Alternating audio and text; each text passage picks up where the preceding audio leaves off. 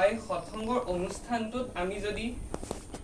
যুক্ত থাকো তেতিয়ালৈ কি ধৰণৰ চেঞ্জেছ হ'ব পাৰে মই তাৰ ক্ষেত্ৰত এটা সৰু গল্প উপস্থাপন কৰিব বিচাৰিছো যে আমি ইয়াত উপস্থিত থাকে অধিকাংশই জানো যে ঠাকুৰ অনুকূল চন্দ্ৰৰ জন্ম হৈছিল বৰ্তমান বাংলাদেশৰ সেই সময়ৰ অবিভক্ত ভাৰতৰ পাবনা জিলাৰ হিমায়তপুৰত তাৰ পিছত তেখেতে তাতে নিজৰ আদিকালছোৱা জীৱনৰ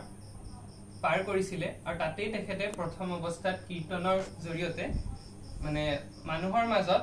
এটা প্ৰেমৰ জোৱাৰ আনিবলৈ সমৰ্থবান হৈছিল এতিয়া তাৰ পিছত ঠাকুৰ অনুকূল চন্দ্ৰই বাংলাদেশৰ পৰা হিমায়তপুৰ সকলোখিনি ত্যাগ কৰি তেখেতে হেৰি লৈ আহে আমাৰ বৰ্তমান দেওঘৰ সেই সময় দেওঘৰ আৰু সেই সময়ত আছিল বিহাৰ ডিস্ট্ৰিক্ট কিন্তু বৰ্তমান ঝাৰখণ্ডৰ আণ্ডাৰত পৰে তালৈ আহে এতিয়া তাত কি আছিল যে আমি সকলোৱে জানো যে বিহাৰ ডিস্ট্ৰিক্টত মানে য'ত দেওঘৰ সৰি বিহাৰ ষ্টেটত দেওঘৰত তাত কি আছে যে বাবা ধাম আছে এই শিৱৰ ডাঙৰ তাত লিংগ আছে সকলো ভক্তৰ সমাগম ঘটে বছৰ বছৰ গতিকে তাত কি আছিল যে আগৰ পৰাই অন্যান্য সাধু সন্তগণ আছিলে তাত আগৰ পৰাই গতিকে যেতিয়া ঠাকুৰ অনুকূল চন্দ্ৰ তাত আহি পায়হি তেখেতে লাহে লাহে তেখেতৰ আদৰ্শত মানুহ লাহে লাহে অনুপ্ৰাণিত হ'ব ধৰে লাহে লাহে কি হয় যে সৎসংগৰ তাতো আকাৰটো বৃদ্ধি পাব ধৰে এতিয়া বৃদ্ধি পোৱাৰ ক্ষেত্ৰত কি হ'ল যে তাত যোনখিনি স্থানীয় মানুহ আছিল বা অন্যান্য ওচৰ পাজৰৰ অঞ্চলৰ মানুহখিনিয়ে লাহে লাহে কি হয় যে ঠাকুৰৰ ভাৱাদৰ্শত আকৰ্ষিত বেছিকৈ হ'বলৈ ধৰে তেতিয়া কি হয় যে সৎসংগৰ ফালে মানুহবোৰৰ ধাৱমানটো বেছি হয় তেতিয়া যে তাত যোনখিনি যে বাকী সাধু সন্তগণ আছিলে তেওঁলোকে মানে লাহে লাহে বা তাৰ মাজত যিকিজন আছিলে কিছুমানটো থাকে অলপ কুটিল চক্ৰান্ত বা কুটিল অভিপ্ৰায়ৰ তেওঁলোকে কি কৰিলে যে এটো মানে তেওঁলোকৰ সহ্য হোৱা নাই কাৰণ ইমান মানুহখিনি আগতে তেওঁলোকৰ ওচৰত গৈছিলে তেওঁলোকৰ তাতে আহি পেলে নাম কীৰ্তন হৈছিল ইত্যাদিবোৰ হৈছিলে তাৰপিছত তেওঁলোকেও এটা নিজৰ চলাৰ পথ বিচাৰি পাইছিলে কিন্তু এতিয়াচোন মানুহবোৰ সিফালে দেওঘৰৰ সৎসংগ নগৰৰ ফালে ধাৱমান হৈছে গতিকে তেওঁলোকৰ অলপ অসুবিধা হৈছে তাৰ কাৰণে তেওঁলোকে কি কৰিলে যে তেওঁলোকৰ মাজে কিছু সংখ্যকে সকলোখিনিয়ে নহয় বাৰু তেওঁলোকে কি কৰিলে যে এজন সেই সময়ৰ সেই অঞ্চলৰ এজন কি কয় ডাকু এজন আছিলে তেখেত মানে কি কয় মানুহ মাৰে আৰু নামটো চাগে ডেকাম আছিলে সম্ভৱতঃ গতিকে সেইজনে কি কৰে যে মানুহ মাৰে মানুহৰ হেৰি লয় তাৰপিছত কি হয় যে তেখেতক এওঁলোকে ক'লে যে তুমি যোৱা এনেকৈ এজন আহিছে সৎসংগত তাতে থাকে দেওঘৰতে থাকে তেখেতক গৈ মেলি তুমি কি হত্যা কৰাগে তেনেকে হেৰি ক'লে ঠিক আছে বোলে তেখেতে গ'ল যোনজন ডেকাম ডাকুজন এতিয়া ডাইৰেক্ট গৈতো মাৰিব নোৱাৰে গতিকে তাত মানে দুদিনমান থাকি মেলি তাৰ কথাবোৰ বুজি ল'ব লাগিব তেতিয়াহে কামটো কৰিব পাৰিব তাৰপিছত ঠিক আছে তেওঁ তাত গৈ মেলি থাকিব ধৰিলে লাহে লাহে মানে সকলোখিনি যাতে বস্তু বুজি পায় তাৰপিছত বুজি মেলি যাতে চান্সতে কোনোবা এদিন কামটো নিজৰ সম্পাদন কৰিব পাৰে ঠিক আছে তাৰপিছত তেনেকে মানে তেওঁকতো প্ৰায়বোৰেতো তাত চিনিও পায় তাৰপিছত যেতিয়া তেওঁ আশ্ৰমত লাহে লাহে আহি পেলাই থাকিব ল'লে বা দুদিনমান বিচৰণ কৰিলে তাৰপিছত কি হ'ল যে তাত থকা স্থানীয় যোনখিনি আশ্ৰমৰ গুৰু ভাতৰাসকলে লাহে লাহে কথাটো গম পাব ধৰিলে যে এওঁলোকক এনেকৈ পঠিয়াইছে ঠাকুৰক হত্যা কৰাৰ নিমিত্তে তেতিয়া কি হ'ল যে ঠাকুৰৰ ওচৰত গৈ কথাটো জনালে তেওঁলোকে তেতিয়া ঠাকুৰে ক'লে যে একো নাই তাক আৰু কেইদিনমান থাকিব দে থাকি পেলাই তাক খোৱা বোৱা সকলোখিনি ব্যৱস্থা পাতি ঠিক ঠাক কৰি দে ঠিক আছে তেওঁলোকে ভাবিব ধৰিলে এইজনেতো ঠাকুৰক মাৰিবলৈহে আহিছে এওঁকনো আকৌ হেৰি কৰিবনো কিয় দৰকাৰ ঠাকুৰে কেলেনো ৰাখিব কৈছে কেলে খোৱাব দিব কৈছে তাৰপিছত নাই ঠাকুৰৰ কথা মতে কাম হ'ল তেওঁক ৰাখিলে মেলিলে হেৰি কৰিলে ক্ৰমান্বয়ে থাকোতে কি হ'ল যে তেওঁ লাহে লাহে মানে কি কাৰণে আহিছিলে তেওঁ সেই কাৰণটো পাহৰিয়ে গ'ল তাৰমানে তাত থকা আদৰ্শত ইমানেই বেছি তেখেত অনুপ্ৰাণিত তাৰপিছত তেওঁতো মানে এজন ক্ৰিমিনেল গতিকে তেওঁ পুলিচেও মানে হেৰি কি কয় বিচাৰি এদিন সৎসংগৰ আশ্ৰমত আহিও ওলালেহি মানে তেওঁক বিচাৰি সন্ধান তেতিয়া তেওঁ সুধিলে আছে নেকি তেতিয়া ঠাকুৰক ক'লে যে তেওঁ ইয়াত নাই বুলি এনেকৈ তেতিয়া বাকী কেইজনে সুধিলে যে ঠাকুৰ তুমিতো যে তাকতো ইয়াতে আছিলে সিটোতো ইমান অপৰাধী হয় তাকতো পুলিচৰ হাতত গতাই দিব পাৰিলে কিন্তু কেলে নগতালা তেতিয়া ঠাকুৰে ক'লে যে এই দুনিয়াত মোৰ বাদে তাৰ আৰু কোনো নাই মানে তেওঁ নিজে ইমান মানে কৰ্ম নিজৰ এনেকুৱা অপকৰ্ম কৰি পেলালে যে এতিয়া মানুহে তেওঁ কোনো ভাল নাপায় আৰু একমাত্ৰ ভাল কোৱা মানে হেৰি হৈছে ঠাকুৰ গতিকে তেওঁ তাত ঠাকুৰ আছে গতিকে তেওঁ যেহেতু ঠাকুৰৰ তাত আছে গতিকে ঠাকুৰে তেওঁক সেইমতে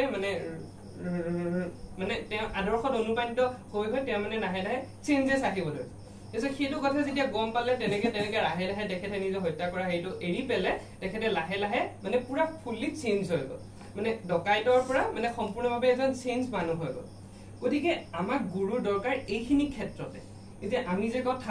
ঠাকুৰ অনুকূল চন্দ্ৰ বা আমি বিভিন্ন ধৰণৰ ঠাকুৰৰ কথা জানো যে এতিয়া ঠাকুৰ শব্দ অৰ্থটোনো কি যদি আমি চাব যাওঁ ঠাকুৰ শব্দ অৰ্থ যোনে ঠক্কৰ দিয়ে কেনেকৈ যে মানে যোনে আমাক আমিতো সকলো বৃত্তি প্ৰবৃত্তিৰ দাসত আছো মানে আমি মানে আমাৰ মানে মাজতো যি শয়তানৰ গুণবোৰ সেই গুণবোৰ এনি টাইম প্ৰতিফলিত হৈয়ে থাকে গতিকে আমি যেতিয়া মানে এজন ঠাকুৰ ধৰি এজন মানে বৃত্তি নিয়ন্ত্ৰক তেওঁ হৈ গ'ল নিজৰ বৃত্তিৰ ওপৰত তেওঁ ফুল কন্ট্ৰল আছে তেওঁ মানে গতিকে তেওঁ আমি আইনা হিচাপে লৈ পেলে আমাৰ মানে আমি হৈ গ'লো মানে প্ৰতিবিম্ব আমি আমাক তেওঁৰ লগত মিলাই পেলাই চাব পাৰো যে আমি কিমানখিনি আমাৰ প্ৰবৃত্তিখিনি নিয়ন্ত্ৰিত কৰিব পাৰিছো তেখেতে কিমানখিনি কৰিছে গতিকে আমি ঠাকুৰ লৈ পেলাই সেইটোৱে কৰিব লাগে যে আমাৰ প্ৰবৃত্তিবোৰ যি আছে সেইবোৰ লাহে লাহে নিয়ন্ত্ৰিত কৰি পেলাই যেনেকৈ সেই মানুহজন সেই ডকাইতৰ পৰা এজন চেঞ্জ পাৰ্চনলৈকে সলনি হ'ল তেনেকৈ আমিও ঠাকুৰ লৈ পেলাই আমি সলনি হোৱাটো দৰকাৰ বা সলনি হোৱাৰ চেষ্টা কৰিব লাগে গতিকে আৰু এটা এইখিনিত কথা আহে যে আৰু গুৰুবিহীন জীৱন বা গুৰু থাকিলে কি হয় যে আমি যদি এটা সৰু উদাহৰণ দিব বিচাৰো যে গণিতত আমি যেতিয়া বৃত্ত এটা অংকন কৰো বৃত্ত অংকন কৰিবলৈ হলে আমাৰ এডাল কম্পাছ কাটা লাগিব নহয় জানো এতিয়া কম্পাছ কাটাডালত কি থাকে যে এফালে আমি পেঞ্চিলডাল আৰু এফালে জোঙা মানে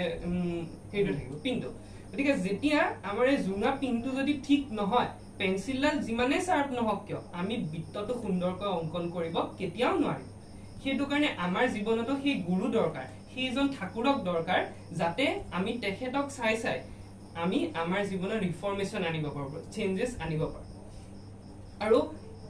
এই যে আমি সৎসংগৰ সানিধ্যত আহিছো সৎসংগ হৈছে মেন মেকিং ইণ্ডাষ্ট্ৰি লগতে মেন ৰিমেকিং মানে ইণ্ডাষ্ট্ৰি গতিকে ইয়াত কি হয় যে মানুহ বনাৰ কাৰখানা আমি মানুহ বনিব লাগিব কেনেকে এই বৃত্তিবোৰ নিয়ন্ত্ৰিত কৰে আমি আগৰ সময়তো এনেকুৱা উদাহৰণ পাওঁ যে আমি বাল্মীকিৰ কথা শুনিছো ৰামায়ণৰ সময় নহয় জানো গতিকে সেই বাল্মীকি কি আছিল এসময় মানে কি কয় ৰত্নাকৰ বুলি এজন ডাকু আছিল ডকাইত আছিল গতিকে তেখেতে সেই গুৰু লৈ পেলে গুৰুৰ নাম মনন কৰি পেলে তেখেতে নিজৰ জীৱনত চেঞ্জেছ আনিব পাৰিছিল আনি পেলে তেখেতে এজন পণ্ডিত হ'বলৈ পাৰিছিল বাল্মীকি বুলি গতিকে আমিও আমাৰ জীৱনত তেনেকৈ চেষ্টা কৰাটো দৰকাৰ আৰু এই যে ঠাকুৰৰ যে আমি সৎসংগ আয়োজন কৰো কীৰ্তন আয়োজন কৰো ইয়াত কি হয় যে ঠাকুৰ মানে প্ৰতিনিয়ত ইয়াত বিৰাজমান থাকে আমাৰ ঘৰৰ আসনক কক বা আমাৰ সৎসংগবোৰত কক আগত যেনেকে আমি যজ্ঞবোৰ কৰতে আহুতি দিছিলো আমি আহুতি কেলে দিছিলো যে সেই সময়ত তাত দেৱতাসকল আহে দেৱতাসকলে আমি খাদ্যৰ কাৰণে ভৰণ পোষণৰ কাৰণে আমি যি আহুতি দিছিলো ঠিক একেদৰে আমি মানে বিভিন্ন সময়ত আমাৰ ঘৰৰ পূজাৰ আয়োজন কৰো বা কি কয় বিভিন্ন ধৰণৰ নাম কীৰ্তন আয়োজন কৰো ঠিক একেদৰে আমি ঠাকুৰৰ গুণানুকীৰ্তন আয়োজন কৰিব লাগে তাত কি হয় যে ঠাকুৰ সশৰীৰে বিৰাজমান থাকে লগতে মানে কি হয় যে এটা ভাবমুখৰ পৰিস্থিতি সৃষ্টি হয় এতিয়া আমাৰ ঘৰবোৰত মানে সৎসংগ অতিকৈ মানে